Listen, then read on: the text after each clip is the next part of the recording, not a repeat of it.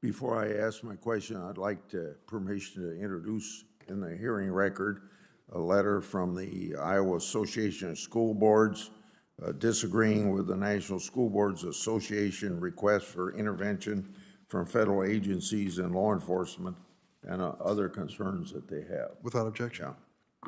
Yeah.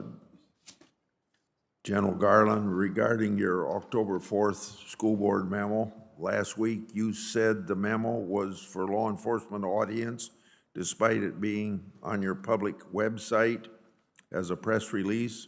As a result of your memo, local school officials and parents may not speak up in these meetings out of fear that the federal government will do something to them. So that's a poisonous, chilling effect. Apparently that letter wasn't actually supported by organization, but was sent by 2 unauthorized staff.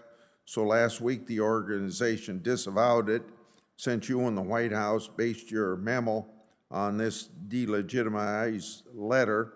I assume you're going to revoke your extremely divisive memo that you said was instigated because of that letter. That's a question. Senator, the memo, which you referred to as one page, it responds to concerns about violence, threats of violence, other criminal conduct. That's all it's about. And all it asks is for federal law enforcement to consult with, meet with local law enforcement to assess the circumstances, to strategize about what may or may not be necessary to provide federal assistance if it is necessary. Presumably, you wrote the memo because of the letter. The letter is disavowed now. So you're going to keep your memo going anyway, right? Is that what you're telling me? Senator, I have the letter from NSBA that you're referring to. It apologizes for language in the letter, but it continues its concern about the safety of school officials and school staff. The language in the letter that they disavow is language was never included in my memo and never would have been. I did not adopt every concern that they had in their letter. I adopted only the concern about violence and threats of violence, and that hasn't changed. Who in the Justice Department was responsible for drafting your polarizing October 4th memo? I signed the memo, and I worked on the memo. The press release accompanying your memo mentions that the National Security Division will get involved in school board investigations. Is the Justice Department National Security Division really necessary for keeping local school boards safe if parents aren't domestic terrorists? And if the Patriot Act isn't being used, why is the National Security Division involved at all? This kind of looks like something that would come out of some communist country, expansive definition of national security.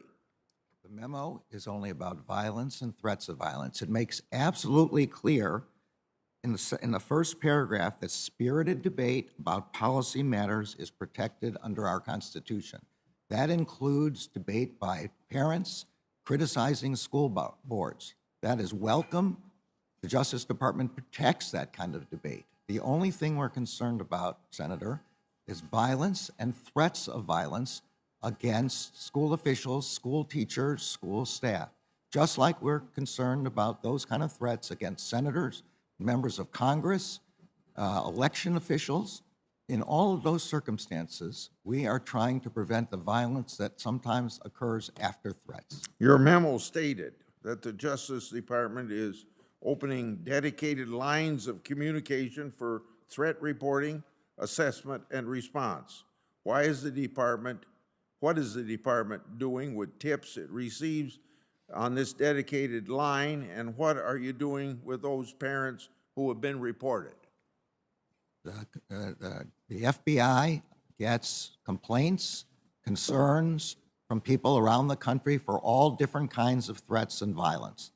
That's what this is about, a place where people who feel that they've been threatened with violence can report that. These are then assessed, and they are only pursued if, consistent with the First Amendment, we have a true threat that violates federal statutes or that needs to be referred to a state or local government, federal agency, local law enforcement agency for their assistance.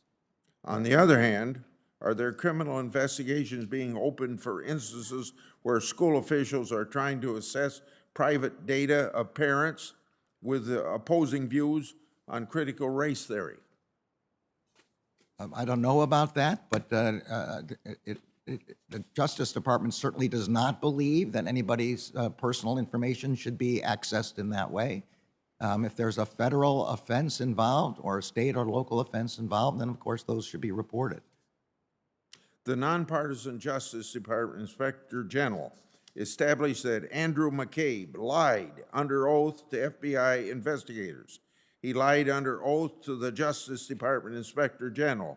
It should also be noted that McCain leaked government information to the media and then called the New York and Washington FBI field offices and blamed them for the very leaks that he caused. Under your leadership, instead of punishing him, the department reinstated his retirement, expunged his records as part of the settlement. He will reportedly receive $200,000 in retirement back pay, and his attorney will reportedly receive $500,000 in legal fees. So it seems to me that that's beyond incredible.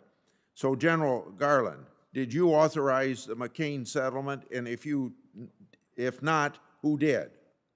Senator, the McCabe settlement was the recommendation of the career lawyers litigating that case based on their prospects of success in the case. The case did not involve the issues about lying. It involved a claim that he was not given amount of time necessary to respond to allegations.